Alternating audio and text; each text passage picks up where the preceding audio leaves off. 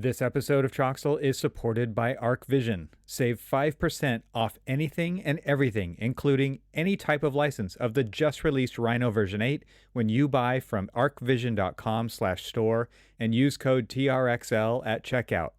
That's ARCHVISION.com/store and use code TRXL at checkout and save 5% off your entire order. Just make sure you do it before December 31st, 2023. This episode of Troxel is supported by AVAIL. AVAIL helps AECO firms better manage, organize, and navigate information faster. Visit getavail.com today. This episode of Troxel is supported by Confluence, a small conference event for AEC professionals and technology providers to discuss industry trends and ideas together. It's put on by the fine folks at AVAIL. Learn more about the upcoming invite-only event happening in the spring of 2024 in New York City during this episode.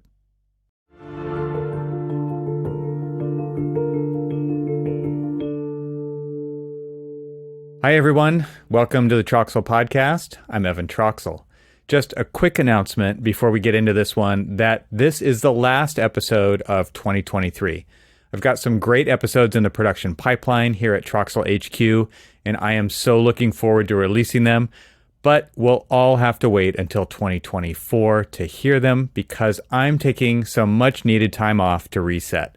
I plan on spending some quality time with my family, get out on the trails on my mountain bike, and do some rock climbing, and I hope that you too enjoy the last couple weeks of 2023. This was a big year for the podcast. I released 34 new episodes this year, which I think is pretty decent considering I moved to a new state. During that time, I also launched a new website and AEC Tech newsletter, which you should definitely go subscribe to at trxl.co and hit one of the subscribe buttons on the page there. I'd like to know your thoughts on the podcast this year, especially what was your favorite episode? You can send me an email at evan@evantroxel.com, or you can get in touch through my feedback form at trxl.co/feedback. I want to give a special thanks to all of the guests who have come on the show this year. There are way too many to name, but you can see all of them on my latest website edition at trxl.co/guests. I also want to thank my partners and sponsors of the podcast this year, who included Randall Stevens and Jim Clifton at AVAIL and Confluence, Boris Rappaport and Alex Osanenko at ArcIT, Clifton Harness and Laura Passiano at TestFit, and Corey Rubidou at ArcVision. These are truly incredible people, and I am so grateful to get the chance to work with them and talk about them on this podcast. They really are supporting what I'm doing here. And my deepest gratitude goes out to all of you listeners as we track the coevolution of architecture and technology together. All right. In this episode, I welcome Emil Poulsen. Emil is an application developer and AEC technology specialist focused on developing tools for the building industry. With a background in architecture, engineering, and software, his goal is to enhance design processes through technology, from concept to implementation. Currently based in Stockholm, Sweden, Emil works remotely for Core Studio at Thornton Tomasetti. He also runs Modelup, a 3D configurator studio, on a part-time basis. In this episode, we discuss the challenges and opportunities of implementing new technologies in the AEC industry, both internally within a firm, but also externally as products. We delve into the importance of communication, buy-in, and cultural change when introducing new tools and processes, the culture of AEC Tech and the entrepreneurial spirit at TT, Emil's insights from his experience in developing tools and pushing for adoption within a global engineering firm, the benefits of participating in hackathons like the recent 2023 AEC Tech event hosted by Core Studio in New York City, and we talked about his work on web-based 3D configurators for digital products at Modelup. So, without further ado, I bring you Emil Poulsen.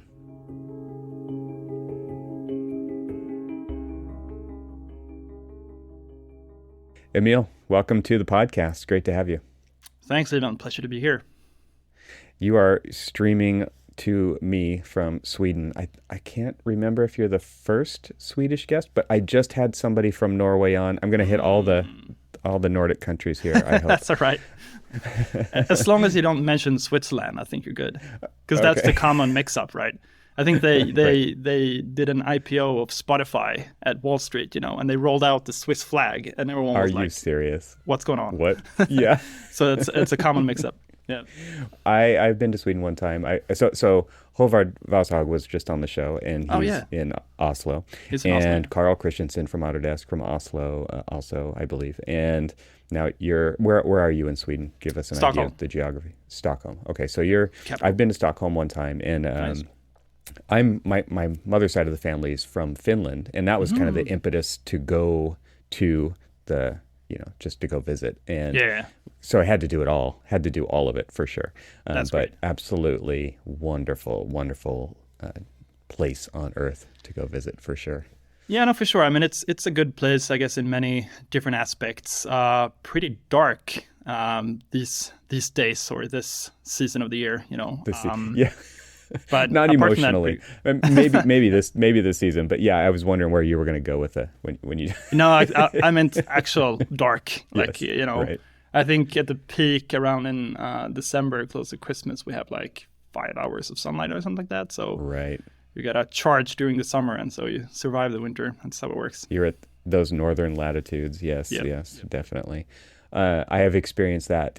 I did not go to Sweden when it was this time of year. I went in the summertime, and but I have experienced what you're talking about in Alaska, where the sun just moves kind of horizontally across the horizon. It just never goes down. Part of the year, and then the other half of the year, like it just never comes up, right? Exactly. Yep. Yeah, and that is a mind trip for somebody who lives, the lower latitudes, and it's just like, the typical structure all day, and we can't even get used to a time change, right? We just had daylight saving time, and even that just throws us off completely. It when I see things like that where I can't get used to for weeks at a time 1 hour difference, or another example, and this is just a super silly example, moving the trash can from under the sink from one side to the other and remembering which door to open. It's incredible for me how hard that is to just update my habit of which one to open. It just gives me a lot of pause when I think about change in the AEC industry. How hard, how difficult change is when I can't even remember which cabinet door to open, implementing new technologies, implementing new... If I can't even remember where the trash is, how am I going to change my business to adopt new technologies to help me do things better? And do you ever think of things like that? Because that's what goes on in my mind. Totally, for sure. I mean, I think for a long time in the beginning of my career, I thought it was all about technology, just creating better tools, more efficient tools, more efficient processes. But really, it's a cultural thing, isn't it? Like, you got to get the buy-in from the people you work with. And if no one really buys in, then there's not really much meaning to developing these tools anyway. So for sure, I mean... Yeah, just like having everyone on board with what you're doing. And I think that's also something that we do quite a lot in Core Studio. I mean, one part is obviously developing the technology and the tools, but just having that sort of mechanism to reach out and just like connect with people within the company and get their input and really make a environment where everyone feels involved is super important. It's a core attribute of leadership also. And I think for those who are in leadership, it feels annoying. But for those who are not in leadership, it's a requirement to understand, is that the same message must be repeated over and over and over, especially when you're going in a new direction, you're charting some new territory, maybe for your office or for your practice or whatever. And if you're in leadership, it's like social media. It's like, I don't want to post the same thing even twice. I don't even want to talk about my episodes more than once, because I have this release schedule of every week, and it's like, okay, I'm done with the other one. I'm on to the new one. This is very much how it is in practice with projects as well, right? But the idea of repetition to form new habits and make Yeah. sure everybody's on the same page. Not everybody hears the same thing at the same time. Not everybody interprets it the same way each time. And so why I say it's annoying is because like I don't want to even hear myself, let alone my peers, talk about the same thing over and over and over. But again, like that's the only way things actually change. And so many times we see this with digital practice or IT departments where they deploy a new tool onto the firm and nobody uses it, right? But because there's like this one, like let's throw it over the wall and let's just expect adoption. And that never happens. Never works. but we're always in that mode. We're always because we're on to the next thing and the next thing, and we need to implement, and we need to see digital transformation, and we need to see the march of change. But if nobody's adopting it, there's no change happening, right? And so then it comes back to this idea of communication and buy-in, like you're talking about, and it's like because we don't understand marketing, we don't understand promotion, we don't understand habit forming. To its core, like we do projects and we can treat deployments as projects, we can treat new technologies as implementations as projects, and we're typically just project minded about it. Okay, that's done next, that one's done next. It's very kind of assembly line. But understanding the psychological, the implementation of different languages and communication styles that different people in different places need to hear because that's how they will latch onto it best is an art. And anyway, we're totally digressing here and getting away from the point. But these are the kinds of things that I love talking about this with smart people who have done this. And you're developing at Core Studio, you're developing things for the industry. You're developing tools, I should say, for the industry. And we've always seen a gap between innovation and like deployment of tools and adoption of tools. And you're even coming at it from you're supporting the industry because you're structural engineers, and it's got to be even harder because you're like one from the architecture side of things. You're one step removed from the building. You're building, you're creating systems for buildings, and I would just wonder if communicationally, if that's even a word, how do you guys deal with that? How do you? Is it through going to conferences and constantly talking about what this technology can deliver, showing it in use, showing how people are using it, that you continue to kind of educate the market on these new tools? No, for sure. I mean, obviously that's one part. I think it's probably a good idea to separate between the kind of internal push and the external push. I mean, I would say like probably 85% of all the tools we develop is really internal tools. And then the process gets somewhat easier because, I mean, you're kind of colleagues with your users.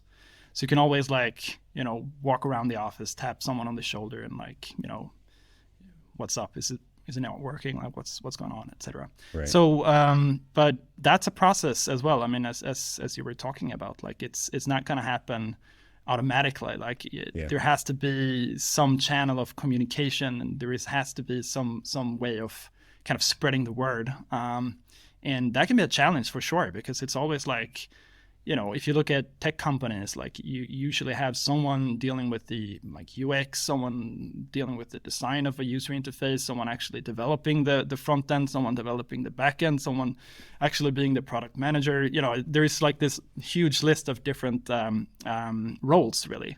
And typically what happens at R&D departments or computational specialist departments at architecture and engineering offices is that you usually have all these people or like all these roles crammed into few people. So you become sort of a master of kind of handling everything in a way. And that can be quite refreshing, I think, because you get to see really like all different aspects of the process.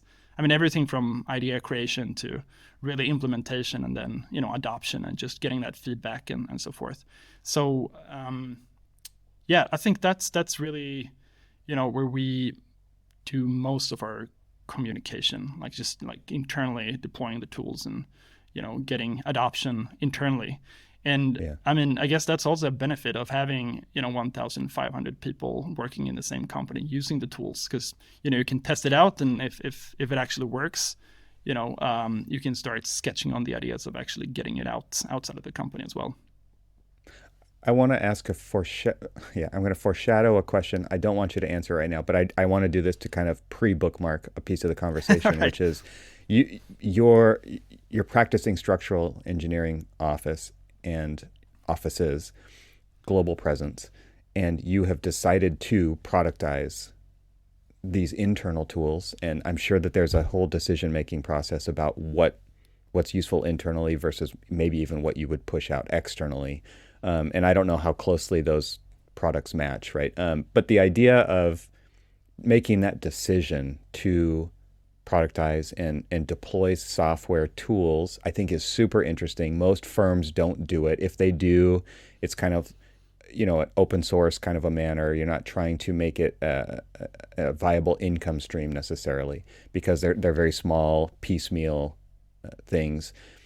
You've figured out how to deploy bigger things and put them out there as products. You have to support them. Like you mentioned, all the key pieces of what you're doing. And I guess, it's the whole idea of what Thornton Tomasetti has done with kind of Core Studio, incubating and accelerating other people's ideas, turning them into products, I think is super interesting. Like I said, I don't want to get there yet. I want to get there. So that's why I'm bringing it up now, because it was crossing my mind as you're saying all those things.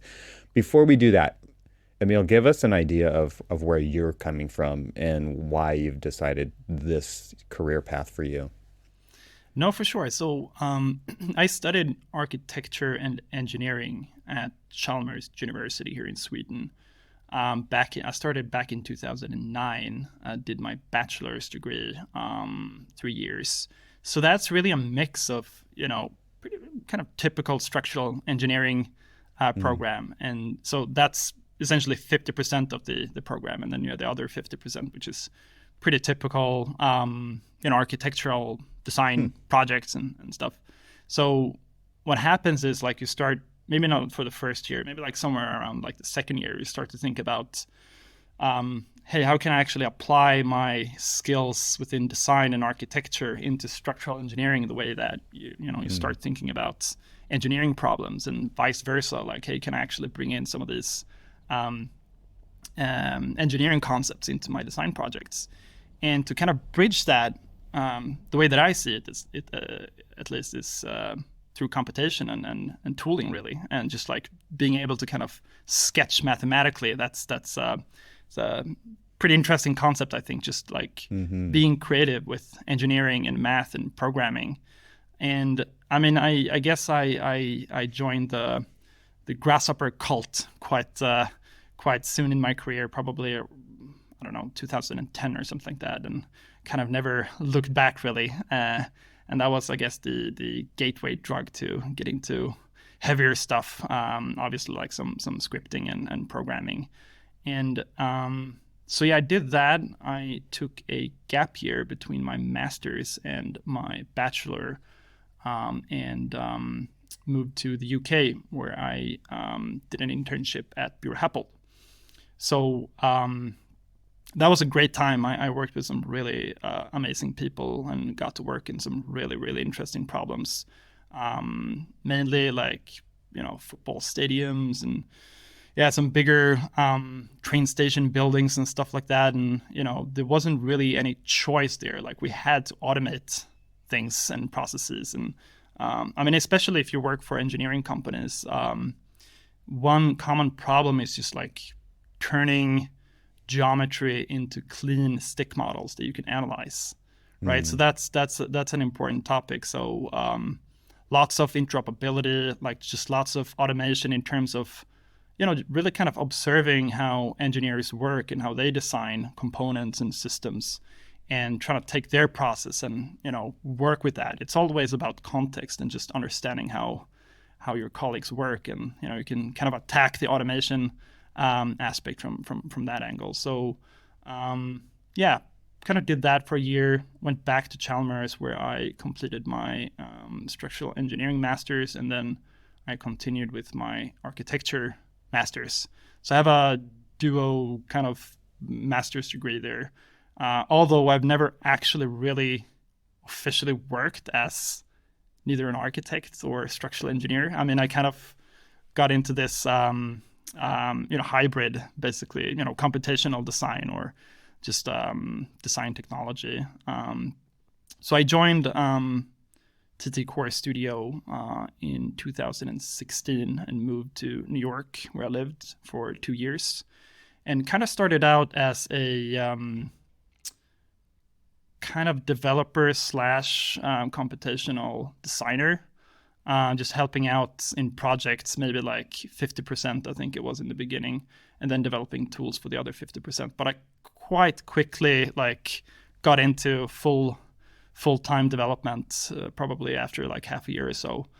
And it's great. I think it's just a really fascinating thing to do, just like being surrounded by all these smart people working on really interesting projects, and just be there and help out automating tools. And as you kind of mentioned earlier, like Core Studio is made up of really two parts. We have the application development team, and then we have the core modeling team. And what usually happens is that the core modeling team, they work with project teams on projects that are complicated or geometrically complex. Mm-hmm. And when they have seen a pattern in enough projects, like they come to us and we talk about generalizing the solution. So that's typically how it works, like just having that kind of back and forth dialogue between the modeling and application development. And obviously the whole company is quite key for what we do. This episode is made possible in collaboration with ArcVision. Are you planning on getting software before the year ends? Maybe you need to use your budget in 2023 or want to upgrade to something new, like the just released Rhino version 8. Rhino 8 introduces amazing new tools for architectural design. One standout feature is the push-pull tools, which are incredibly powerful and even work on curved surfaces. The new inset command and auto C-plane tools enhance the architectural modeling experience. There are also new features like auto-updating clipping section drawings, shrink wrap, which is amazing for 3D printing, and new display types, including a fast and beautiful built-in render engine. Rhino also now supports new Grasshopper data types, and bonus, upgrades from any older version of Rhino are currently 33% off for a limited time. By purchasing anything at arcvision.com/store and using the code TRXL at checkout, you can not only support Droxel, but you'll also get 5% off your order.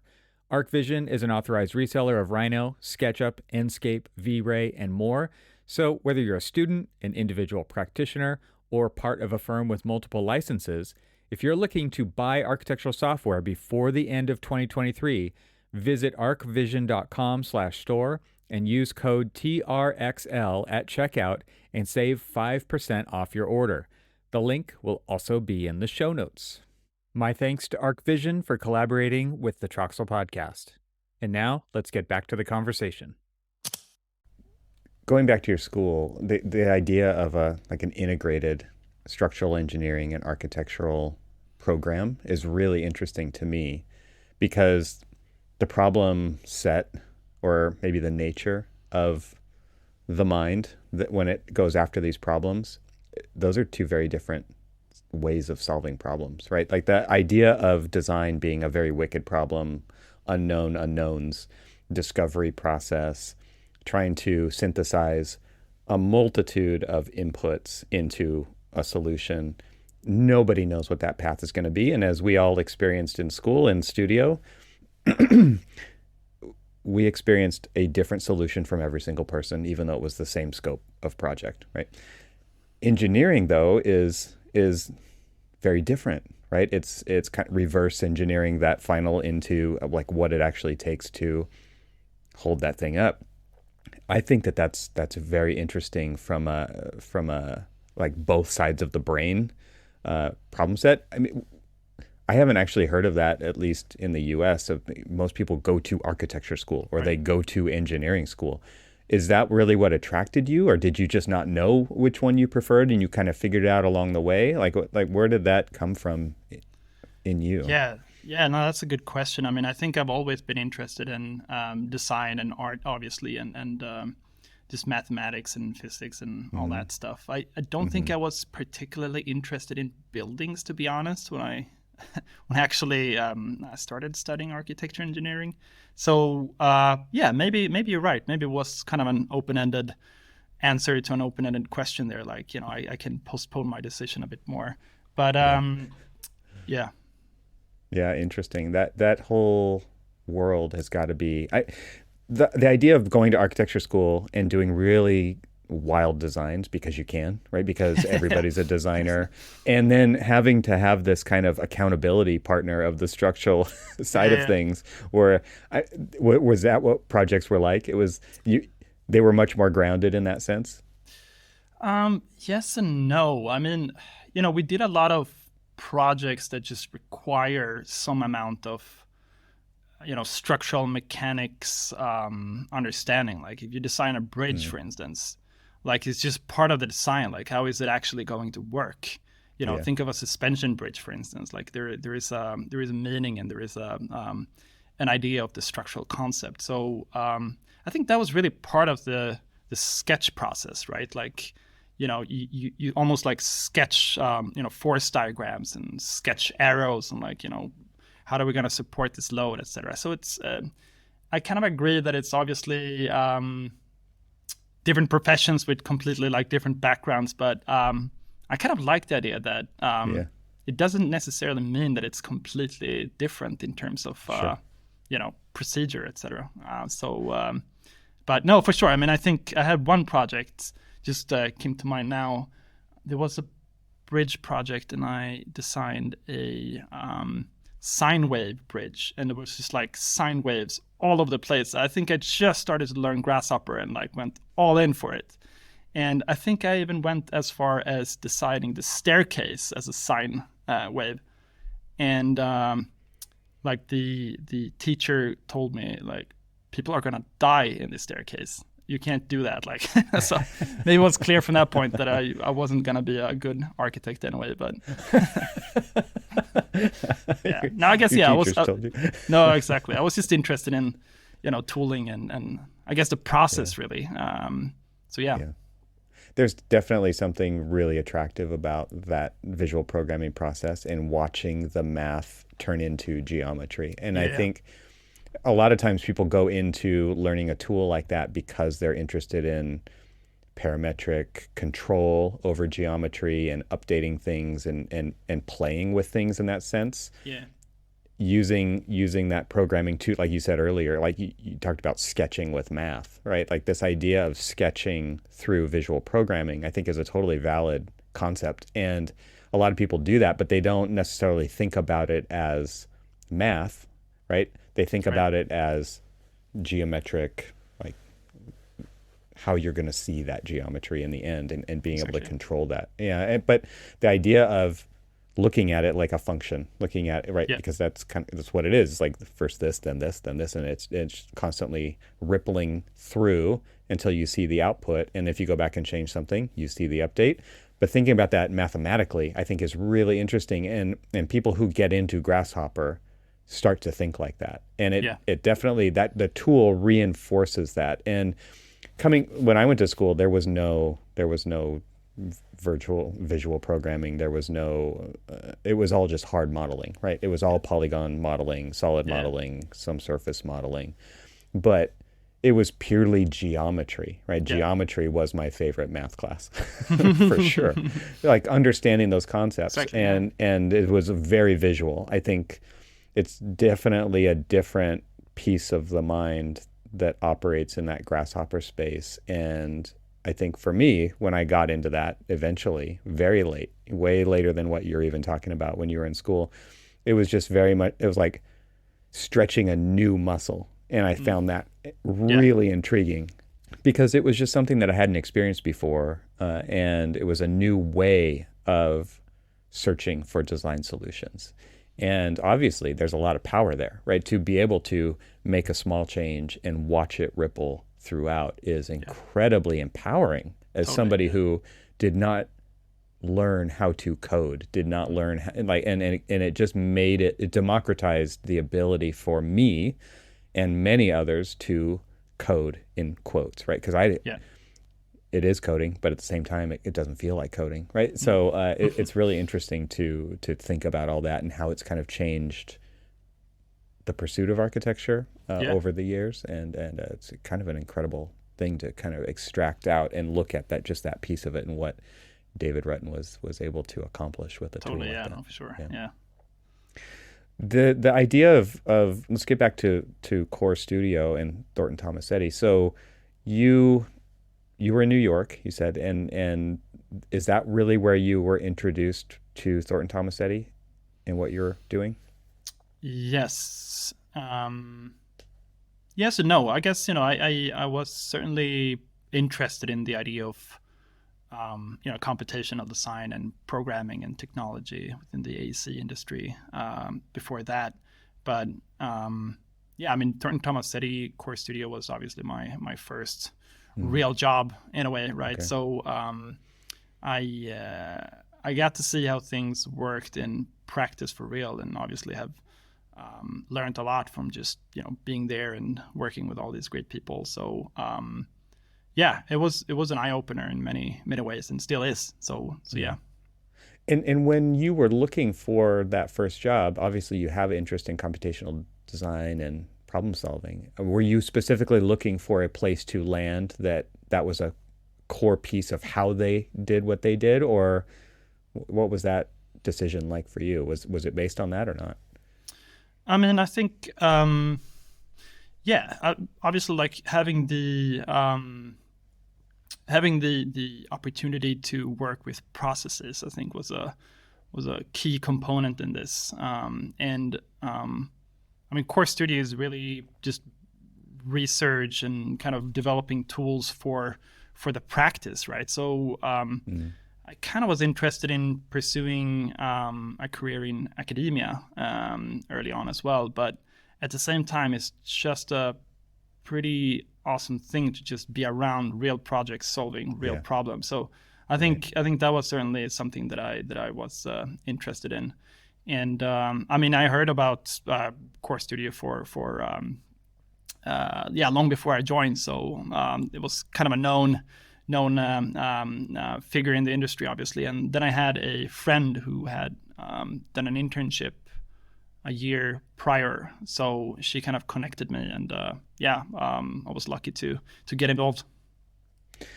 I'm thinking back to the first time that I think that I heard about Core Studio, which I again would probably not be early days for Core Studio at all, but just my awareness of it was when, and I mentioned this to you a minute ago, but Daniel Seagraves was presenting at a USC BIMBOP many years ago, probably around 2016 or so. Yeah. And he was talking about Asterisk as one of your new tools in development, and it was kind of a preview of the kinds of projects that you were working on. And that was the first time that I think I ever was introduced to the idea of a practice, structural engineering practice, let alone architectural practice or whatever, starting to productize or thinking about an internal tool being used outside of their practice. And I thought that was fascinating, and it was all done through the web, and I think there was maybe some Grasshopper components that went along with it to connect those things together. And that to me was kind of eye-opening at that point, and that to me showed the seriousness of Core Studio really being this thing inside of a larger practice, because it really, when it's all tied to projects, when the core functionality of a thing like that inside it, if you think about it as this group of people and they're just supporting projects, the projects rule everything, right? So it seemed to me like there had to be, and I didn't get to ask him this, but there has to be this layer of, I don't know, isolation, not isolation, but separation from the projects. And you guys said you kind of do two things. You support the practice, but you also work on these products, and you even work on the products first. They're driven out of the needs and the patterns that are being seen by the practice. Can you talk about that? Because your group is not huge, but you're kind of standalone, right? Like, you have How many people are in I your think we're group? 20 plus. I was gonna say 20. Yeah. Yeah, something like that. Okay. So no, for sure. I mean, that's always the dream, right? Like you work on tools and you can build it to a project, and client pays for the development and everyone is happy. But yeah, it doesn't really work that way, because projects have deadlines and they have Right. priorities, and so I think that's an important aspect. Like if you actually want to get serious with tool development, it Yeah. sort of has to be outside of the project work. As you said, like obviously you can still be informed, and it can be very much a nice accelerator, just like testing out the tools and kind of getting feedback and push the development forward. But developing You have a tools, built-in beta audience, right? right? Yeah, pretty much. Have that pool. Yeah, no, for sure. And I would also separate between scripting and tool development. Those are two different things. Like using computational design tools to accelerate projects. I mean, it's kind of a way of modeling, I would say. Yeah. But if you actually want to go into developing robust tools, it's going to need documentation, it's going to need testing, it's going to need like all these things that just get very hard to do within the scope of a project. So yeah, I mean, I think we're very lucky to have that environment in Thornton Tomasetti, and just being able to work on these projects and tools. It just seems very prescient, I guess. I don't know the right word, but the idea of TT investing in this smaller entity within the larger firm, obviously, like you said, you get to. It's a great place to be because you have the resources of this very large firm, and you have this layer of separation in that I would assume like the leadership of Core Studio making decisions about products, about which direction to go, and then also like TT gets to brag about Core Studio, right? Like it's this really cool thing that they do, that they are pushing. They're constantly on the bleeding edge of what they're doing, and that positions TT in a different segment of the market. I mean, there's other firms doing similar things, right? But this to me was kind of like, again, the first time I had seen that. And so like the idea of having an innovation incubator inside of a firm that operates semi-independently under the umbrella of TT, and having that I mean, it's a useful relationship in both directions, obviously. That to me is just something that more people need to think about, right? Because when you have a team in-house, like you said earlier, that does scripting, that just supports projects, and are constantly helping those teams hit their deadlines or whatever. That is a very different thing than product development, right? And it takes a different approach. It takes a different skill set. And so I guess what I'm saying is like you can't decide to do it like you guys have done it and have it fully integrated, and because it's just that would just be something entirely different. A lot of firms are doing that, in fact, right? But this is unique than what most firms do, and I don't really know where I'm going with that, but I observations, things that I've been thinking about as I've watched TT and Core Studio, kind of the way that you guys talk about the work that you do outwardly is really interesting. No, for sure. I mean, as you said, like I think Core Studio plays an important role in the presentation of TT as well, as you mentioned. Just being able to show, all the tools that we develop and all the, routines and automation scripts and everything like that, like our partners get access to if they work with us, is a pretty strong motivation and, pretty good sales pitch. So for sure, I mean, it's, Core Studio has a good presence on the company slides, so to speak. Right. It's, got to think about the presentation for sure. Talk about some of the products that you have developed. So I know about Constru and Asterisk, and I'm sure there are others, but those are the ones that kind of pop to my mind immediately. Can you just talk about the types of things that you are productizing and putting out and making available to others to use, and why you've decided to make those tools available. I mean, obviously there's an advantage to you guys where if you are working on a project with an architectural firm, say, and they're using those tools to talk to you.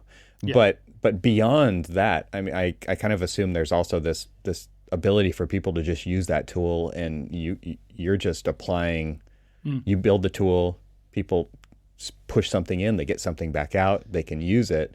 I mean, talk about that, because that to me is very different than a traditional consultant relationship on a larger design team. No, for sure. I mean, I think, don't quote me on it, but I think the first public tool we made was the TT Toolbox plugin for Grasshopper. Right. Which is, I don't know how many thousands of downloads it has, but quite a lot. And that's really just like a good mix of different, Grasshopper components that we thought were good to have, really.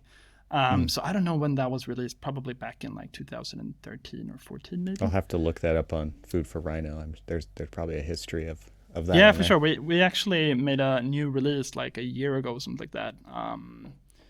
Just updating some good stuff, just throw in some more goodies there. But I think there is certainly kind of a marketing component to this, right? Like you deploy these tools for free, like people get to use it. Maybe that was actually how I actually got familiar with TT and Core Studio in the first place, actually, thinking about it. So that makes sense, yeah. That's one aspect, just like getting the tools out there, getting people to use them, kind of build up that community. I guess the AEC Tech conference is probably something we can chat about later as well. But it's very much about just like building up that community and getting partners and get to know people in the industry, obviously. And after that, I think Construe was probably the second product that we launched outside of TT. I mean, from the Core Studio perspective, there is another component of TT that do more kind of scientific tooling, and they have a pretty strong background in this kind of tool development. But from the Core Studio side, I would say Construe, which is really just the interoperability platform, and that was also it existed in a different format. In the beginning, it was way more kind of desktop based. Like you would save your geometry database into a file. You could send this file around or place it on a network drive somewhere. And then back in 2015-ish, we started to build a cloud solution for it. And I mean, as we've talked about, it's a good opportunity to really test out the tools and ideas and prototyping internally, and then kind of test the waters outside of the company. Since then, I mean, as Asterisk, as we talked about, it's really a structural optioneering tool. Like the idea is as you as an architect, or if you're in a project, early stage project, like from a massing. Can you generate a structural wireframing such that you can make some early guesses about, how much is this going to cost? Like what's going to be the embodied carbon? All these like early decisions about the building system. I was involved in that project mainly on the geometry side. Like given this massing geometry, how do we actually generate a structural wireframing that we can use for different things? So I think that was probably the first time that I really started to work with the Rhino Common Rhino API, which is a fantastic API. It just has the perfect level of abstraction for me as a computational person, really just like understanding, not having to, revisit mathematics from some engineering class, but just like, okay, I have this plane, I want to intersect it with this mesh, like, how do I do it? We really built the whole geometry engine using Rhino Common. And this was pre Rhino Compute, which I think was released back in 2018 or something like that. Yeah, so we had a pretty right. interesting ad hoc solution to actually being able to put that on a server, because that was the idea. Like you had the web application, and you would provide your inputs of the massing, and then you can toggle different inputs and really see a visualization of the structural model, but also some quantitative outputs, like what's the tonnage, how much it's going to cost, etc. I remember that. And when you said optioneering, it made me think about how you're doing optioneering. And it was like you could choose different structural types, right? I mean, as an example, it wasn't like you were spitting out 1,000 generative steel structures for that mass. It was like you had a few different types to choose from. And then, like you said, you start to quantify it, and you could put numbers to it for cost or things like that to give you. The whole idea of this tool was to get to inform a designer, at least give them something to base a conversation on when they're talking about how they're going to make decisions to move forward. So which structural system and why. The earlier I can get that information plugged into my mass, which is just super basic, actual blobby mass, right? And start to see what that structure could look like inside of there, I think was incredible. It gives a designer superpowers because they know more than any other architect would about that, right? Because if they're using a tool like that, they just have more information to work with earlier, which helps them make better decisions. No, for sure, exactly. I think that's right. It's really about like what's the information and how much do you get at a certain stage in a project, and it's always hard, like how much control do you actually provide here. So that was something that we thought about a lot. Like, is it enough just providing some distance for the base sizes here, or should we really allow the user to provide grid lines, and to what level of detail do we specify the structural framing? Like, should we separate between the floors and the columns and the beam systems? Like, there are just tons of different options there, and it's somewhere you got to make a decision. Like, okay, we'll support this, but we'll wait this until someone asks for it. This episode is made possible with support from AVAIL. In a world where precision meets creativity, where every line drawn holds the power to innovate, people like you are shaping the future. But let's face it, in the realm of design, the unknown is your least favorite companion. You've been stranded on the island of inefficient software, lost in the fog of endless searching for the right content. It's time to embark on a new journey, a journey to clarity, efficiency, and design excellence. It's time to get off that island and away from the unknown. Introducing AVAIL, the beacon in your design odyssey. Say goodbye to the daunting 10 to 20 minutes wasted per search, the costly interruptions in your creative flow.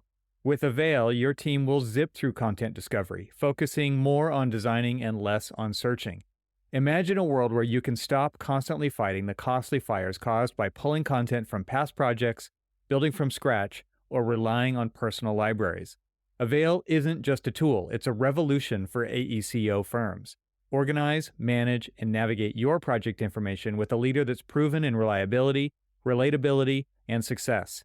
Join the ranks of the top AECO firms who've already chosen AVAIL. In just 30 days, you could deploy AVAIL and witness a dramatic reduction in costly design errors. Whether it's your first CMS or you're considering a switch, there's someone you should meet. Will Rouse, your guide to all things AVAIL. Schedule an appointment and explore AVAIL's capabilities, onboarding programs, and professional services. Don't let your designs be clouded by inefficiency. Clear skies are just a click away. Go to getavail.com/stranded and book a meeting with Will to start your AVAIL journey today. AVAIL, where your best design is just a search away. My thanks to AVAIL for supporting this episode of the Troxel Podcast. And now, let's get back to the conversation. Sky's the limit when it comes to development until you actually have to have people do it, right? So I'm sure the ideas were plentiful, but what you actually decided to ship in those first iterations of that product had to be scaled back to kind of like the Yeah. the least, right? It had to be to how can this add value, but also like let's go through this iterative process of deploying a tool over time. We're going to play the long game with a tool like this. We're not going to try to cram it all into a version 1 release and then see what people think about it. So did you get a lot of feedback from firms about the kinds of things that would be more useful to them over time, and these things were already on your list and you're like, yep, that's potentially on the roadmap, or were you actually hearing new ideas that you guys had never thought of? No, for sure. We heard a lot of interesting ideas as early feedback, but also, going back to the discussion about like how much control do you actually provide. I think we made some pretty crude assumptions about grid lines. Like, our idea was like, okay, we're probably going to be better at guessing. Grid lines is a big thing in structural engineering. Like, you essentially have a massing, right? And then you place grid lines, and in those intersections you place columns, and then you kind of work from the system upwards. That was one of the things that we kind of assumed that we would know better than the user, which turned out to be kind of wrong, I would say. Mm-hmm. So then we started to experimenting with I'm just laughing because I remember moving grid lines like an inch. Or right, all the time, and the engineer would be pissed, right? But it was always like, well, here's why, and you talk through it, and okay, everybody's okay, yep, we should do that, or we shouldn't do that. Here's why. But to your point, like, it's not an easy thing to just guess where those. No, exactly, and it's always like, sometimes if you have buildings that aren't completely extruded, you're going to end up with some additional grid lines that are not present on the ground floor.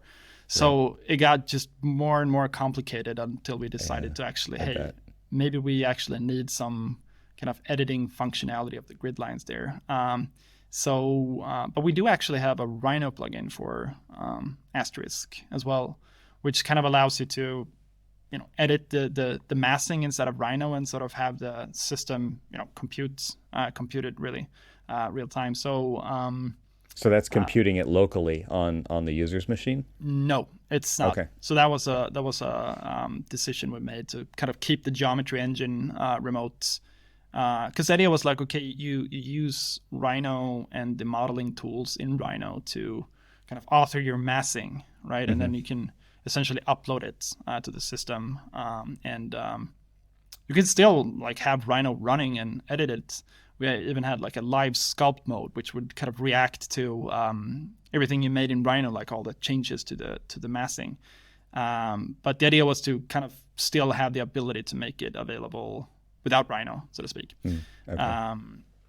So yeah, and then of course, like just being able to kind of see all the different configurations in some diagram, which was obviously inspired by a hackathon project we I think was developed in an AEC Tech probably 2015 or something like that, called Design something. Yeah, Design Explorer. That's it. So really this kind of parallel diagram of like, different permutations of parameters just like visualized in a intuitive fashion, which actually took off and became another product that we've worked on called Thread, which is really about kind of exploring data and BIM data and structural data and different data associated with geometry really. So that's a big thing also in structural engineering. Like you have this base model, like some base geometry, and then if you run structural analysis on it, it's going to have a lot of metadata about engineering performance, and that can be a lot of data, gigabytes of data sometimes, and that can be quite hard to get an overview of or just like understand the data.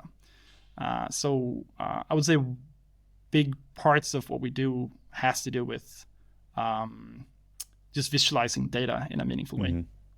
Yeah. Let's talk about naming for a second. So this is not a meaty part of the conversation, but I think TT Toolbox was probably one of the default kind of packages that everybody downloaded at some point, right? There's like Lunchbox, TT Toolbox, Human UI. There's a few of them, right? And totally an engineer's name. Like you guys didn't even come up with a good animal Yeah, no, exactly. to name it. I mean, good That's true. branding for Thornton Tomasetti, but not in line with all the other animal names. So you get one demerit for that. But then the idea of asterisk, where's the name for asterisk come from? Do you know? Yeah, I know exactly where it's coming from. It was like, we had some early prototypes and we just talked about how do we deal with potentially solutions that aren't good. And Rob, my boss at Thornton Tomasetti, or Core Studio, he proposed like, hey, maybe we should just put an asterisk under the whole thing, just saying like, hey, be careful. So that's where it disclaimer. Came from. Yeah, disclaimer. It's a disclaimer. That's great. I kind of wondered if that's what it was because it's like take this with a grain of salt, kind of. Pretty much. Pretty much. We can't be held liable. I think that's an interesting idea about kind of governance of this solution, right? Which is like, use this at your own risk. Because these conversations have come up over the years, which is like, well, what if we make a tool and then somebody makes a decision based on that tool that leads to a bad outcome? Who's liable for that, right? And so then, you do have to have the legalese attached to every single thing that you put out into the world in this realm, which is like, use this at your own risk because there's no guarantees. All of these things that you read in the license agreements, right? Exactly. Is that something? I mean, with that, I assume that was a major conversation piece as you guys went into this. Yeah, for sure, absolutely. And I think always when you work on tools like design tools that are, the whole idea is to use it in early stages, right? So there is always like a pretty low resolution of inputs coming in, like a massing. So yeah, it's just like you got to be careful about that, really, like, low resolution in, kind of low resolution out. So I think our, idea of just naming it asterisk was really that, like, okay, there is going to be low resolution here, but probably so much so that you named your product. Yeah. Yeah, but hopefully enough to make those early decisions. Should we go for timber? Should we like have a composite beam system here? Should we like go with this foundation system, etc.? Just like this, high level questions. Helping people make those decisions earlier. Yeah. And now we live in a world where, the AI stuff is a headline a few days a week, right? And talking about this idea of hallucinations, right? Yeah, asterisk could be hallucinating as well. We didn't call it that back then, right? Yeah. But that's the idea, is like, we don't know every bit of context about your projects. We only know what you gave us, and from there we had to dissect that mathematically to turn it into bays, into a structural system, to size beams. I don't know if there's location data included in there or not, to kind of give, different regions have different codes, and there's a mess of a AEC world out there when it comes to all of that stuff. And so being able to custom tailor a solution is definitely a very different process than what you're offering here in the beginning, but it can help people make those decisions early.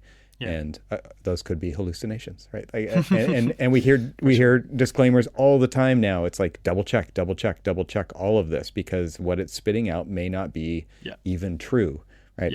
Okay. Yeah. I guess that's something that the onus is on us as users to constantly be reminding ourselves to do that. Totally. No, for sure. And actually, funny enough, there is a machine learning component to asterisk on a component level. So we have a big library called Core Structure, which is really just tons of engineering equations and design, like structural engineering design routines that has been developed for many years. And the idea is really that, like, it's kind of the entire mind of TT kind of in this code base in a way, and encapsulated, right? Encapsulated in the code base, exactly. And cool. and it works well. But if you're designing thousands of beams and thousands of columns, like, there is a performance aspect to it. And if you're developing these like early stage rapid prototyping tools, it has to be performant. And just having that playfulness is extremely important, and that was something that we realized. You don't want to press a button and then wait for an hour to get some results. So that was one of the motives to actually look into just machine learning. Like, hey, we have these equations. Can we just like throw in a bunch of inputs here, get some outputs out, and then train a model to essentially learn how to size beams and columns?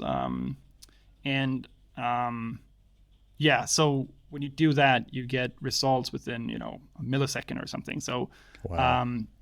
so that was something that we actually started out doing like back in 2016, 17 as well.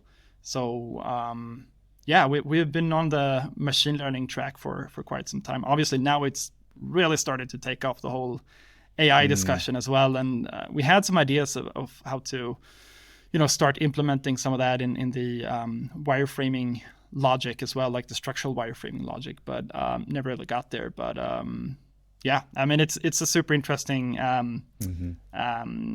side of our industry to observe these days. I think just like the whole discussion about the AI and how things will change, and I'm sure. So let's use this as a segue into AEC Tech and hackathons and things like that, because getting outside of your walls, again, this is something that's important, I assume, for you guys to infuse, like not only expose that culture to others who are not part of Core Studio and TT. Like, this is kind of like an academic tie-in, right? It's like, this is like being in a design studio, right? It's like, let's do this really intensive project-based. You define the project, but then you assemble a team. You go after doing something, but I'm sure that like the way that those dots get connected and the way those neurons fire in that environment is just invigorating for you. And I'm sure that you as Core Studio get a lot of value out of putting those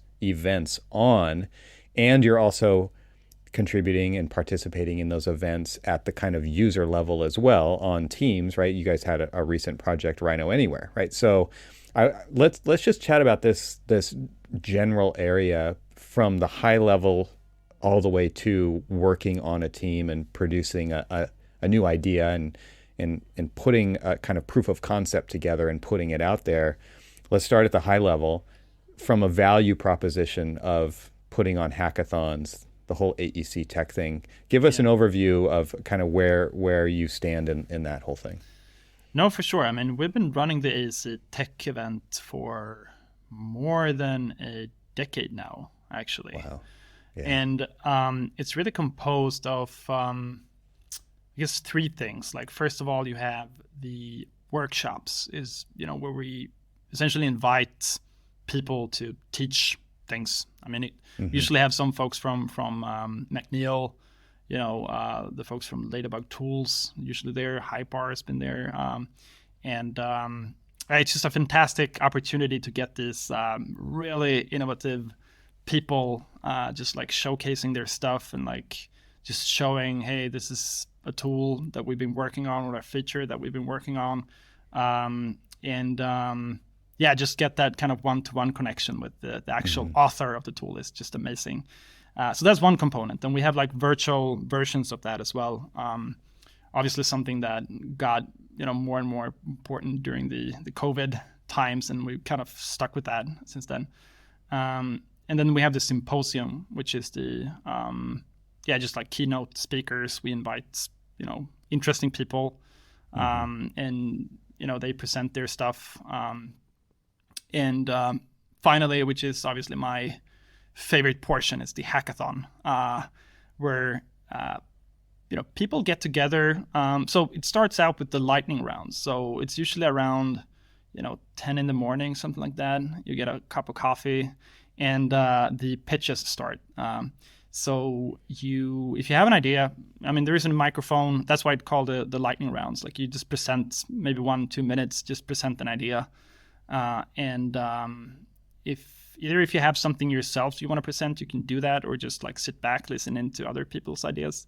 And then there is the group formation process where, people just like, meet and greet kind of, and get together and start talking about, the hack projects. And then you have 24 hours to actually produce something out of it.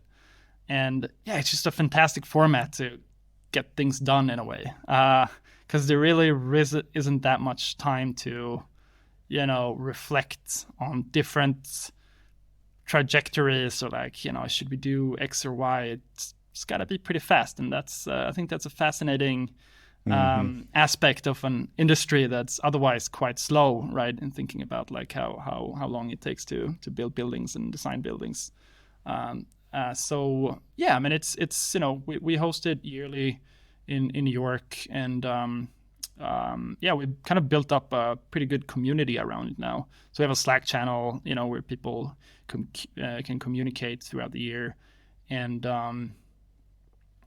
it's just fun. Like there are a lot of new people showing up every year, and there are a good group of like core people that always like show up, and it's actually growing pretty good for every year now. And I think we had 16 hackathon projects presented last time now, and I think it was even 30 plus presentations in the lightning rounds. And yeah, it's kind of picking up speed, and it's all about like building that community and kind of discuss problems we have within the companies, like how can we get together and solve it, and learn from each other and so forth. So it's a fantastic event, and I'm really glad we have all those three components, because they really get together pretty well.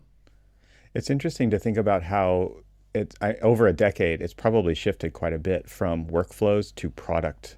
Yeah. That is potential, right? These are 16 potential products could come out of a hackathon, versus a decade ago it was like, how do I get this stuff from here to there, right? No, for sure.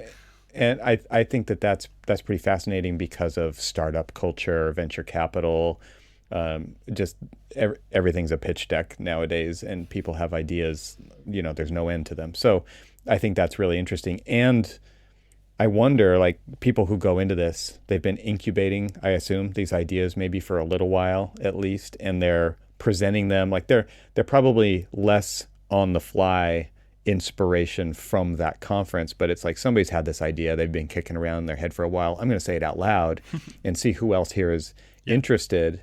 And then I also wonder if there's because I haven't been to this event, is there positioning in this presentation? Because you kind of suss out the different pieces, teammates, skills that they bring to the table, and is there kind of like this I really need you on my team because you're the WebGL guy or whatever. Is all that happening as well kind of behind the scenes?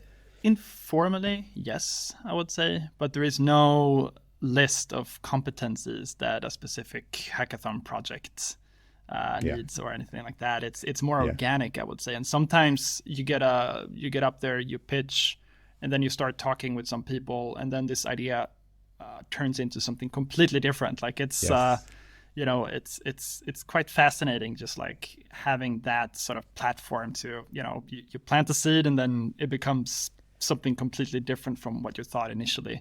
And actually, I think there is a good mix of people thinking about problems, like being really prepared for this hackathon, and other people that are just like, hey, okay, maybe just come up with something like 1 minute before the lightning round. So that was actually the case for the Rhino Anywhere project that I was involved in hacking on, which is really kind of a web client for 3D modeling using Rhino, using pixel streaming technology. Okay. Myself and my colleague Sergey, we kind of discussed different ways to get like Rhino more interactive. We were thinking about hooking up Galapagos, the genetic solver, with like Rhino Compute and REST Hopper, which was actually another hackathon project a few years ago. But then, we started to talk about like, hey, could we actually build something using pixel streaming instead? That would actually, just like stream the viewport to a browser. And that was sort of an idea that just came up like a few minutes before the pitches.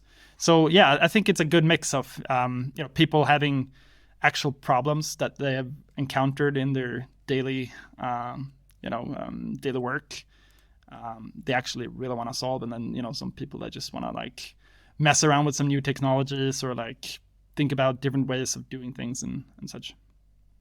There's been some incredible projects, and obviously we don't have time to go through them all, but as maybe a couple of examples, but I want you to land on Rhino Anywhere, because I'm sure it's still right there in the forefront of your mind, and maybe it even has some legs to go somewhere.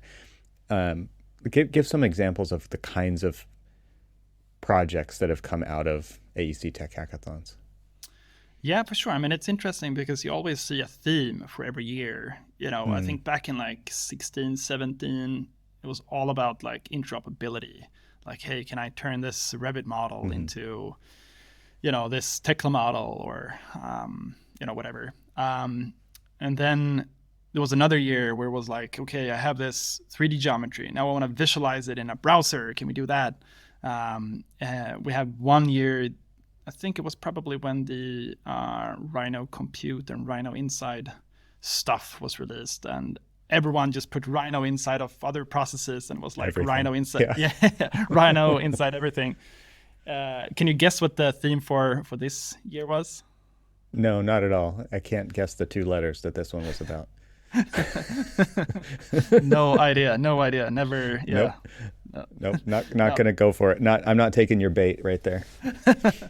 No, for sure. But yeah, there were a lot of interesting like ChatGPT versions. Like someone built a really cool Clippy. You remember Clippy from the old Windows? Yeah.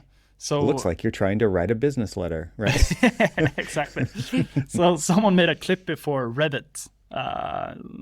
And that was quite interesting to see. It was pretty impressive. Like you typed in, so let's say you have a Revit model open up, and you say, hey, delete the beams on the top floor or something like that. So what the system would do, it would pick up the prompt, it would generate some code using the Revit API, compile it, and then execute it, essentially. Wow. So sounds really dangerous. Absolutely. That should have been called asterisk, probably. You mean anyone can go into my model and delete stuff en masse, right? Yeah. No, for sure. That was kind of part of the presentation as well. Like, major warning. Like, this is gonna mess your Revit model up. Like, right. You might want to back up first. Yeah. Exactly. For sure.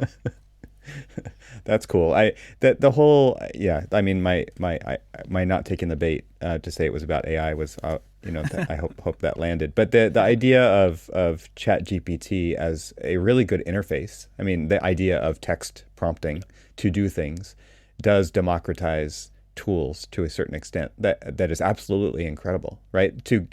To give anybody the ability, I mean, whether it's successful or not, to be able to type something in natural language versus find a tool, learn how to use it, apply it. Like, those are 2 different worlds. And to make it easier for people to make architecture, make structural models, do all those things, I think there's definitely something there.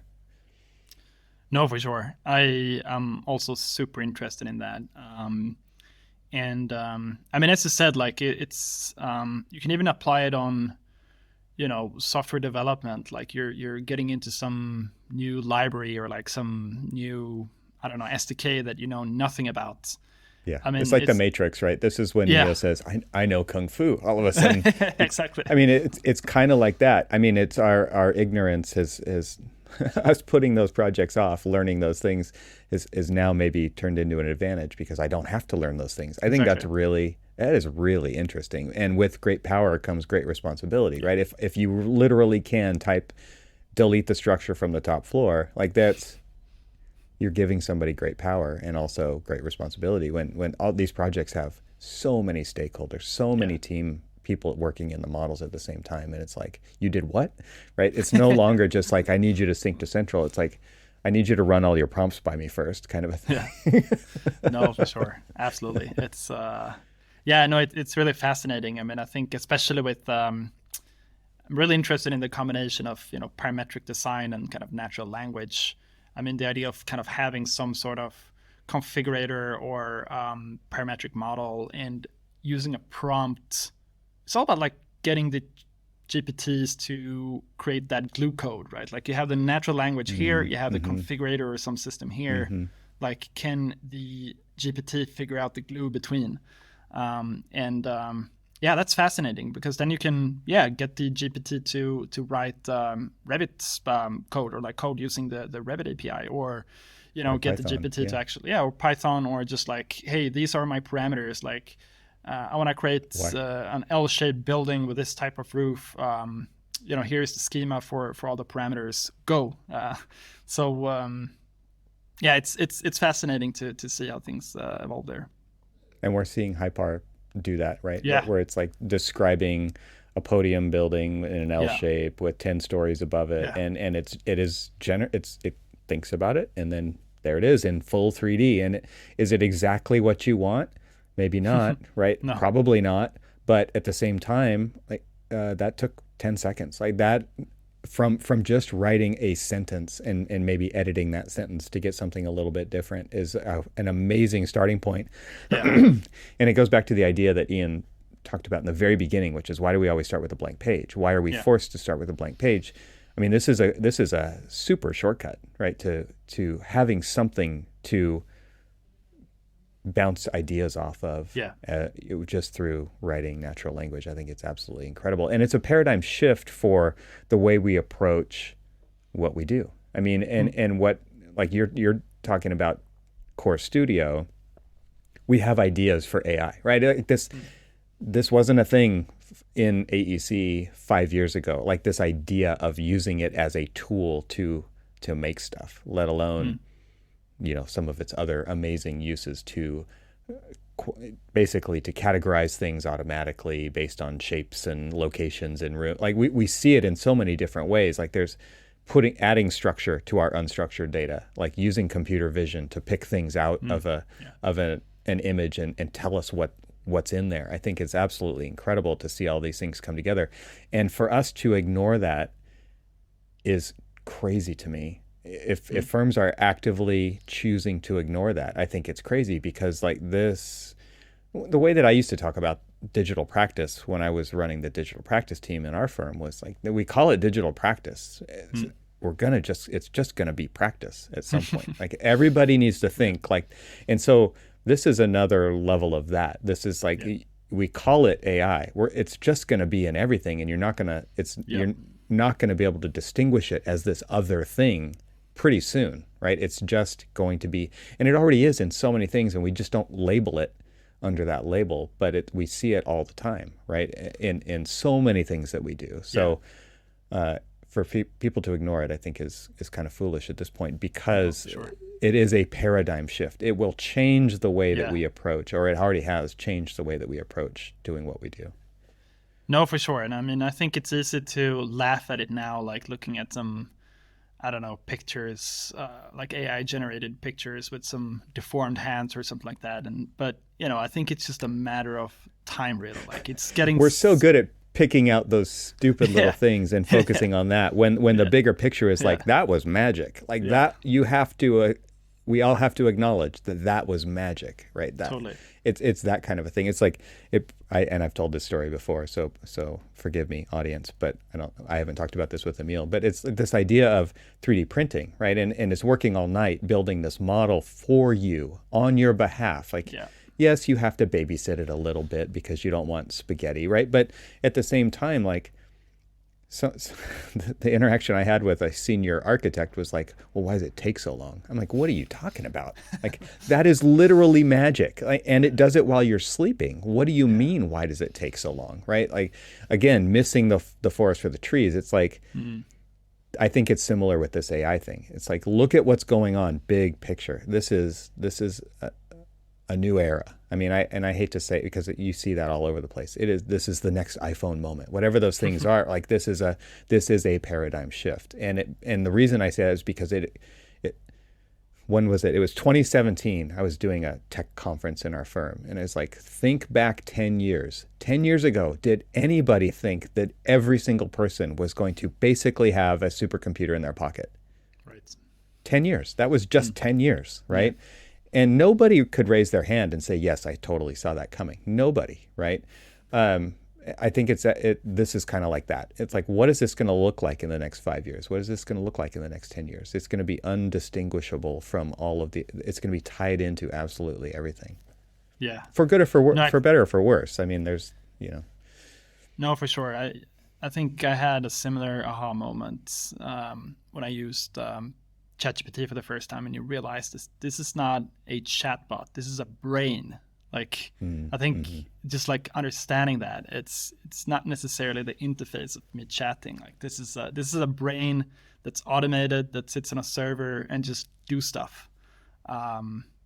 Just like having that tool in the pocket, like deploying brains for different processes. It's just mind blowing, I think. Second brain, yeah. Yeah.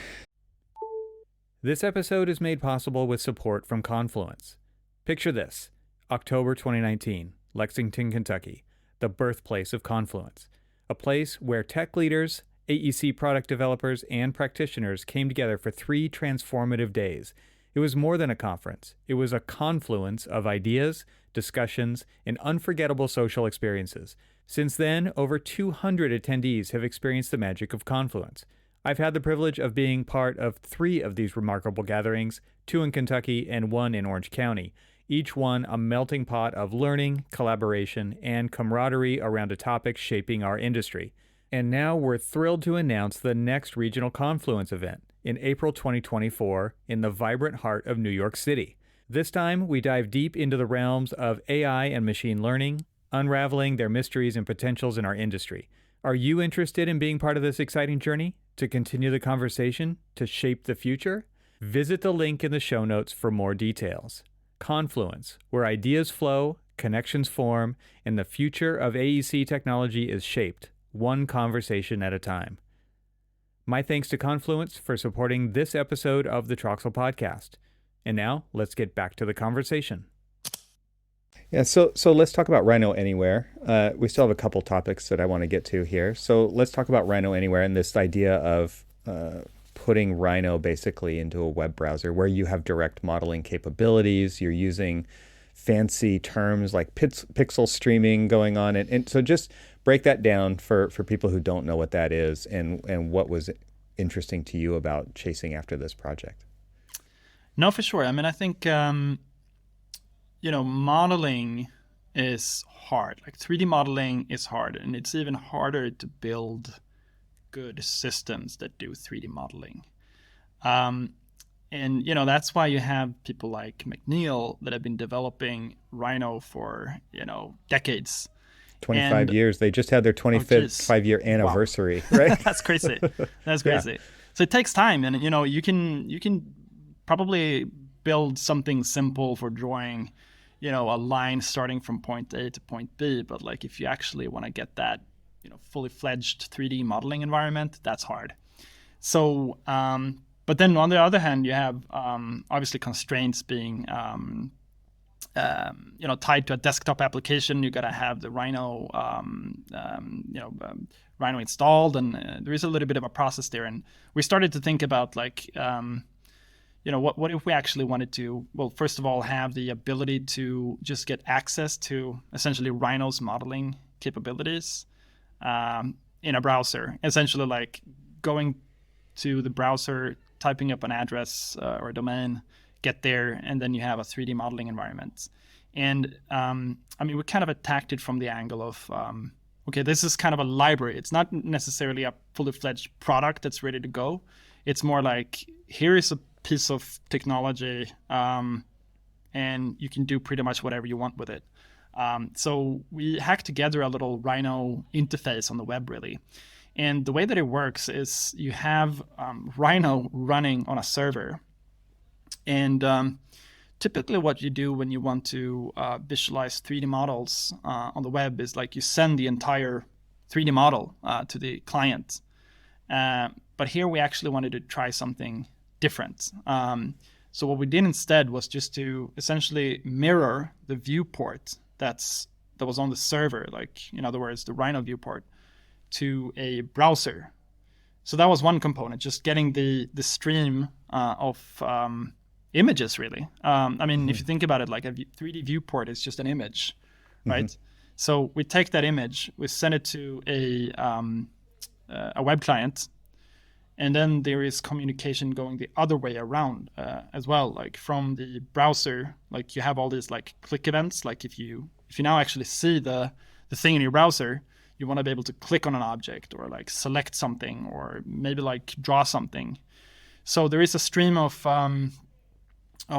input data really like flowing from the client to the server.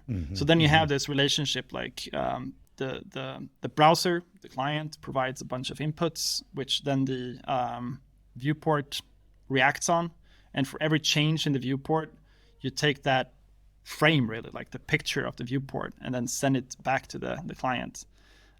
So, I mean, we started to like sketch out a bunch of different ideas what you could do with this. Like you can like create a completely new interface for Rhino. I mean, we talked about like, what if you have disabilities, maybe you don't have any hands, like how would you do 3D modeling then? Like you can completely override all the, typical tooling you would see in a 3D modeling software. Or, other ways. I think another idea, like how do you do 3D modeling for kids? Like, could you like mess around with bigger buttons? Can you like, simplify the user interface a bit more? Just like all these different ideas. Tinkercad, I think was Tinkercad, right? Yeah. The idea of kind of simplifying an interface, right, in a tool that's been around for so long and just it keeps getting more and more complex over time, more buttons, more commands, and because Rhino is a tool for lots of domains, not just architecture, right? There could be a way for you to just pick and choose commands that you want to enable somebody to use and not have to worry about 80% of them or 90% or 95% of them, right? And just say, with these simple, and this is what SketchUp did very successfully, right? It was just like, how do we dial it back into like 8 tools that can do most of what people need to do? And then they made the tool extensible so people could write plugins and do all kinds of other stuff, right? But the idea in the beginning was just like simplify, because as CAD technicians and 3D technicians with very robust tools, it was too overwhelming for most people, right? And so the idea of taking a tool that does exist, that has the richness and the depth and everything that you could possibly want, and then simplifying a UI on top of that and doing it through the web browser and making it available no matter what device you have, it's a kind of an incredible feat that you guys pulled off at a hackathon, right? Like that's pretty awesome. Yeah, thanks, Evan. I mean, it was a really fun project. I think we had all the components there, really. Like we had an idea of how we could implement it. We had kind of the pitch. I think that's super important to think about in a hackathon project. Like, how do we actually frame this? How do we present it? And what's the value proposition here, etc. Just starting to build out that case in parallel.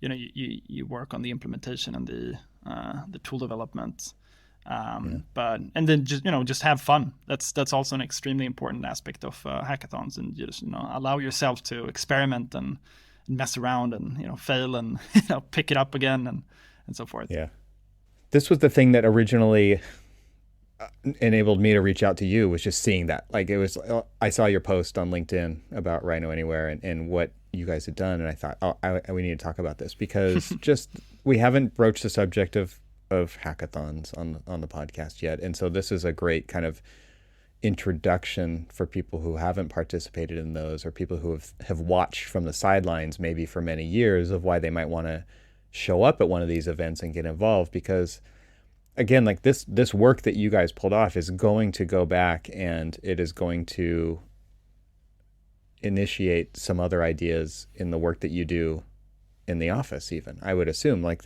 you're inspiring people on the outside, you're going to inspire yourselves, you're going to inspire people on the inside, and that's kind of this magical thing of what hackathons and these symposiums and AEC Tech and other versions of that exist out there can do for people. And I think this is a really vital part of the AEC industry and the AEC Tech community, right? To build those relationships and then just hopefully keep that momentum going beyond this one event and this kind of initial proof of concept. It's like, well, maybe this has legs. Like what kind of feedback have you gotten after showing that off, even outside of the event? Because obviously, like social media posts after these events are everybody's watching them. So I'm sure you've gotten a lot of feedback. No, for sure. I mean, it's always interesting to see how people react to it, and what kinds of conversations that get started just from seeing it. I mean, there was another year we worked on a project called REST Hopper, which was this was just by the time where Rhino Compute came out. Essentially, the idea of hosting a Rhino process inside of a web server, and we ask ourselves, can we run a Grasshopper script as a backend, essentially? And so we did that for 24 hours. I think this was back in 2018 or something like that. And we were able to develop a quick, dirty little prototype. I mean, it was extremely ugly, but it kind of proved the concept of like, okay, here we have a Grasshopper definition. I think we had a typical twisted building kind of things, like you provide some, of course. Always, like you have the angle of rotation and all that. And, again, using the browser kind of as an argument to, democratize the design process, and just like opening up these kind of configurators and like systems to other people that might not be on a heavy laptop with Rhino installed, we're able to build that prototype and posted some videos on the internet, and got some pretty good response, and to the point we actually started to talk about making a solution out of it internally at TT. So sometimes that happens as well. Like you actually it can turn out to be a real project sometimes, and that's also quite fascinating to see. Like sometimes it's more like an inspiration and a conversation starter, like pixel streaming, which we used in the Rhino Anywhere hackathon project. That's been around for a long time, but not necessarily that much in the AEC industry. I mean, in gaming, it's quite common, right? It's like you want to play some really intense, first-person shooter game on your shitty laptop, but and then you essentially rent a server or a computer, you get access to that power of computes really, and then you can play these games.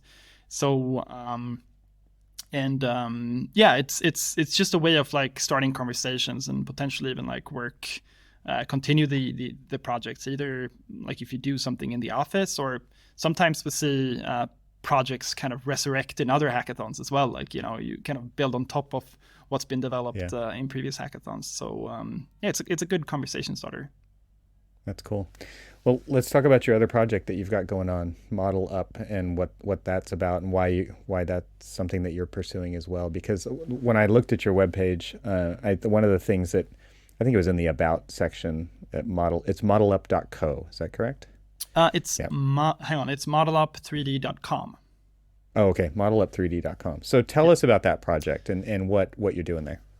No, for sure. I mean, I think there is certainly a good link here to what we have discussed previously. So, I mean, it's really the idea of taking, the intelligence of the extremely powerful parametric design tools that we work with. But I mean, in our context, we kind of have that encapsulated in, our industry. So what we ask ourselves, like, what happens if you actually expose these type of tools in a dummified or simplified versions to a bigger audience? So that's what we do. We develop 3D configurators. Essentially, you have a viewport where you see a 3D model, and then you have some controls to manipulate the 3D model.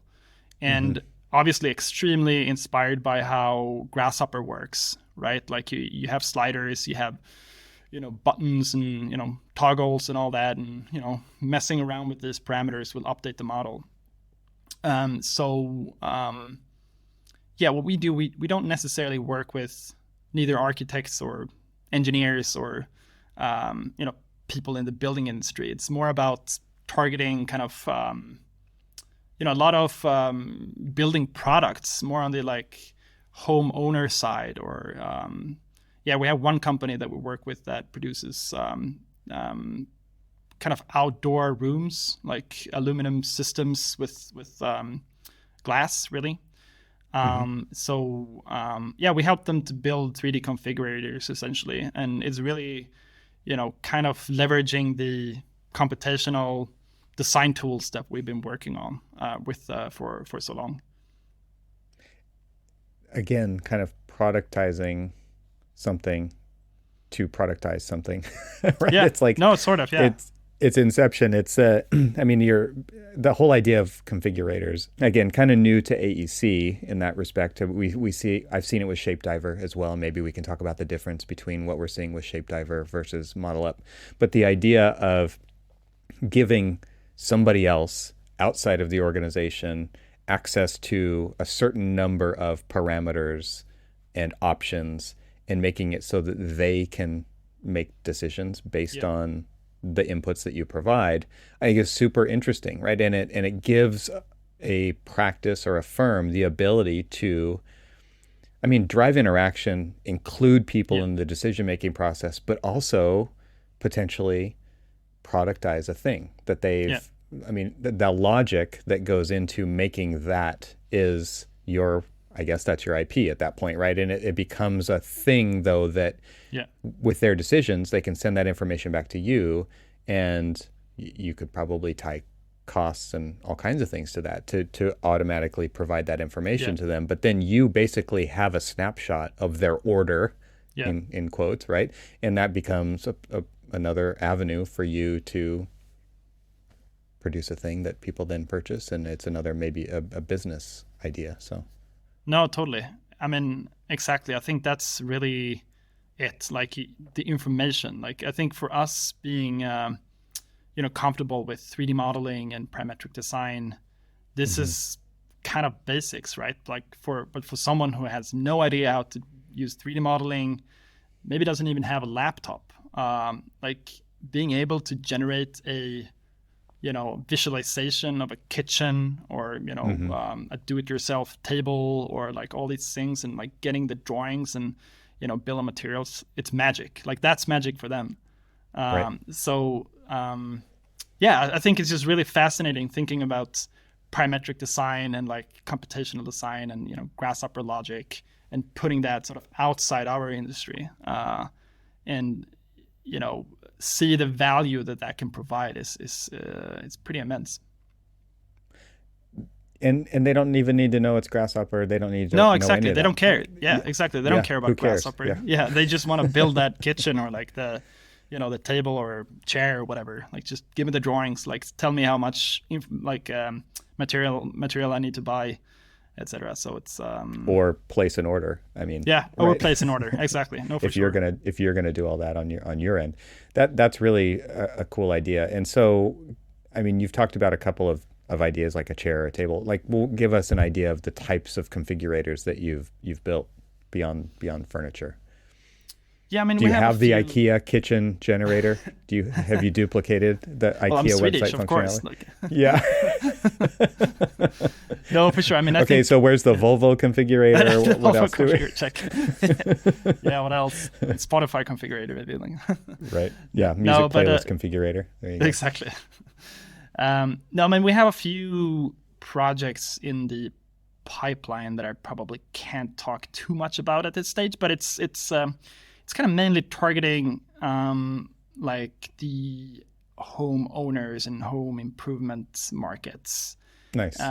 And so that's really like one leg of what we do. So that's the kind of us building our own configurators that we, release, more of a B2C kind of setup. And then we have the other leg, which is the kind of more typical B2B, like, we get in touch with companies, they describe their business and their production system, and we build 3D configurators for them. And that can be also twofold. Either they just want to present something for their customers to, increase sales or, improve conversions or whatever.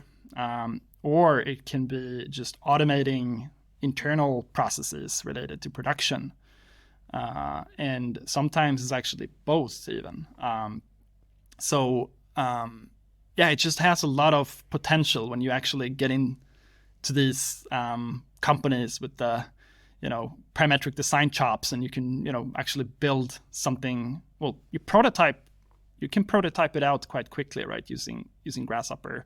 So that's also like one of the, I guess, sales and marketing mechanisms that we've been using quite a lot. Just like that ability to put stuff together on an afternoon. I mean, it's fascinating, and it's people get impressed when they actually see their products in 3D configurable, from that short amount of time. And maybe this is a bit of an aside, but my gears are turning in my brain with the new stuff that's coming out with Rhino 8, which has recently been released, which is like in Grasshopper being able to reference in Rhino files, blocks, having control over all of these different objects, knowing all their layers, knowing all their materials, and just like further extending the capabilities of, I would guess, these configurators, because now you can pull so much more rich information into them. Like you don't just have to define a curve or define this geometry or a surface or whatever, but it's like, wow, now you could have a library of objects in their own files that you could then pull in and reference into this. And it's like a pretty incredible XREF kind of a system at this point, right? Where these things, you bring a Rhino model into Grasshopper so that you can spit it back out the other end. I mean, it's incredible. The possibilities are truly endless. And so the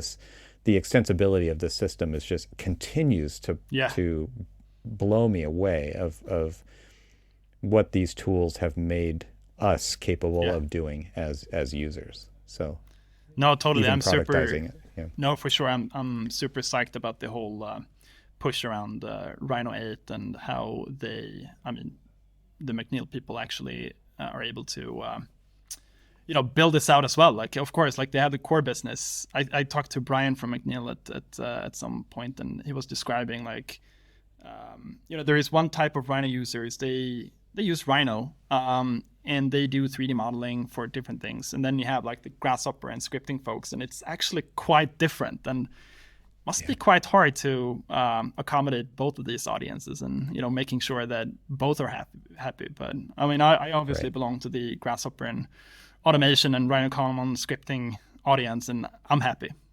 so it's it's really good to see like all the cool things that are happening. I mean, as you mentioned with the Rhino tab in Grasshopper for Rhino 8, and there is some other really nice developments that's been released with Rhino 8 as well. Yeah, absolutely. I think we've covered all the bases here. Is there anything else that we're missing that you wanted to put out there for the audience or chat about?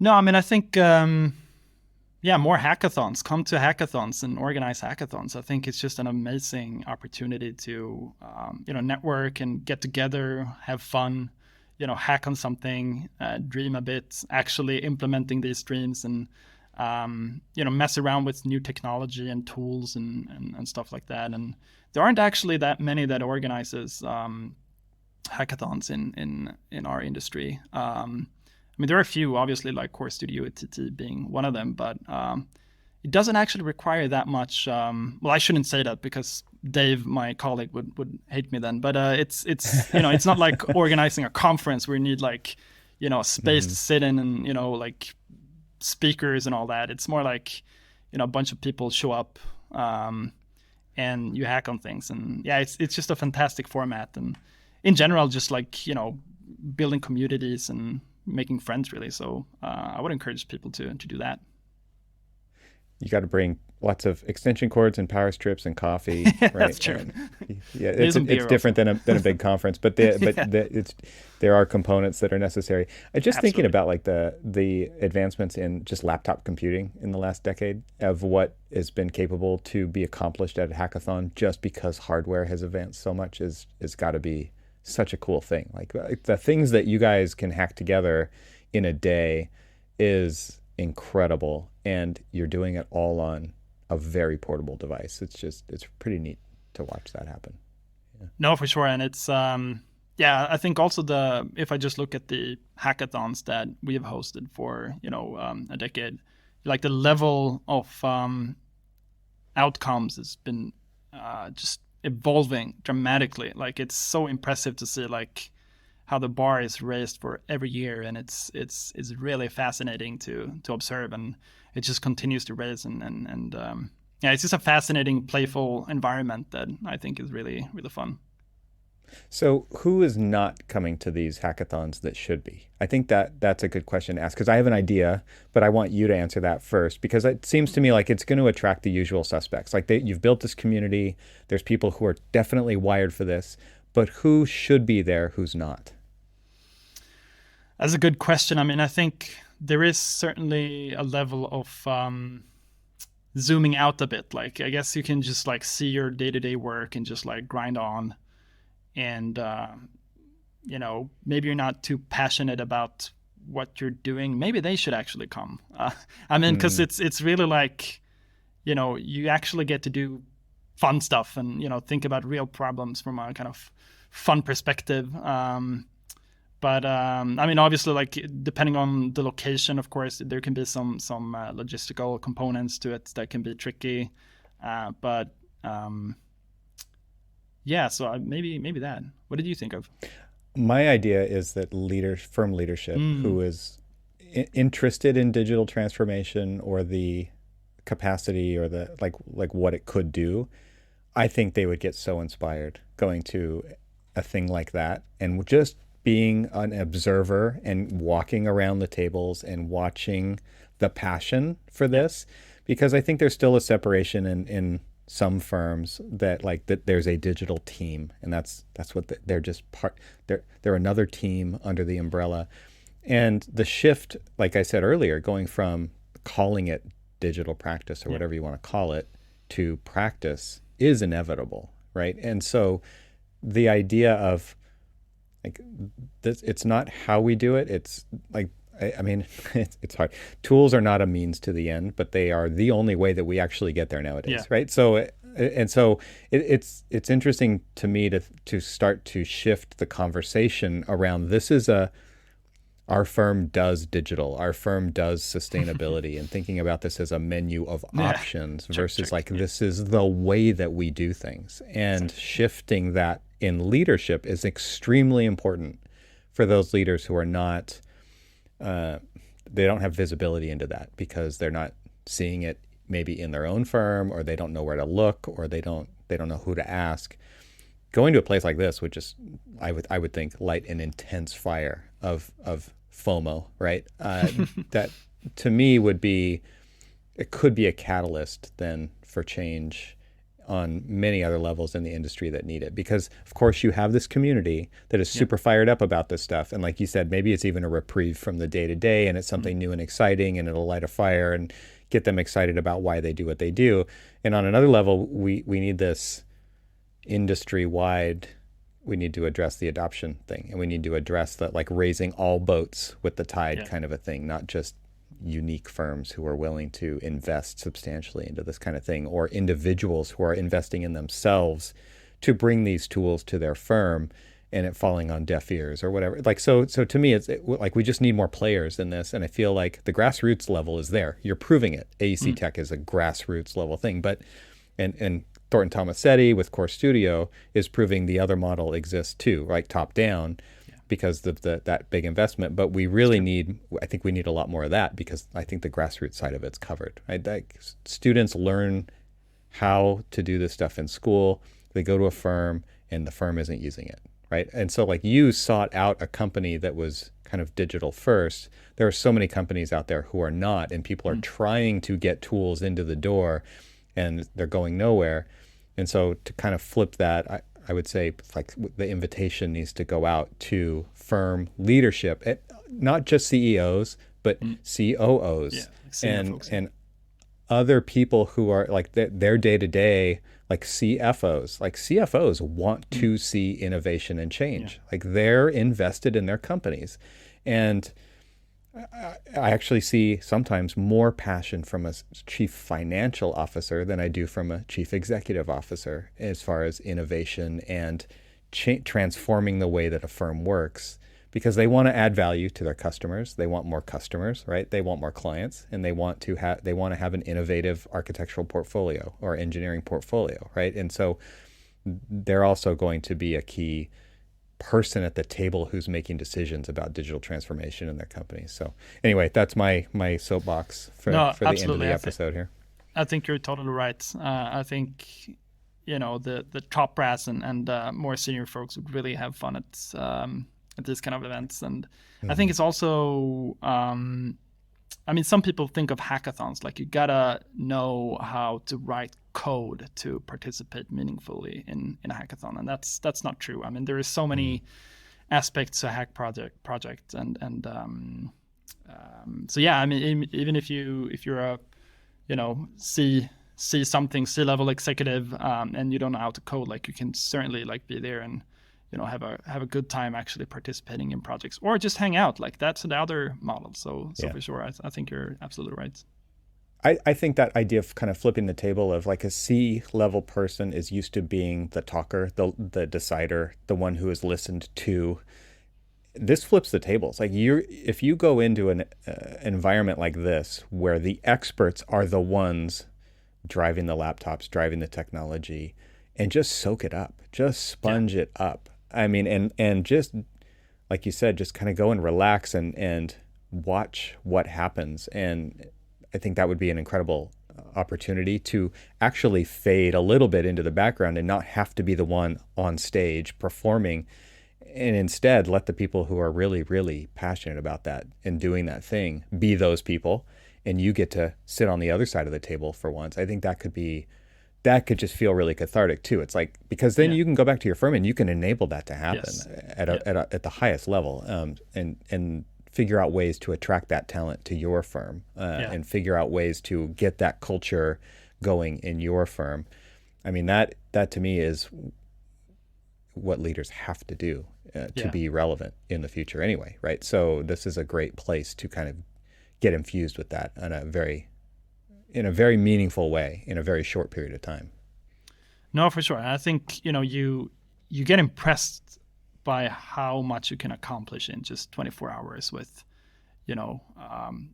good energy, like a good team, a clear mission. And so, I mean, we've had sort of internal innovation tournaments at TT. We don't call it hackathons, but so that's another way, like deciding, okay, for 2 days, we're just going to, innovate, or like, have ideas tournaments and, see where we can take it in 1 or 2 days.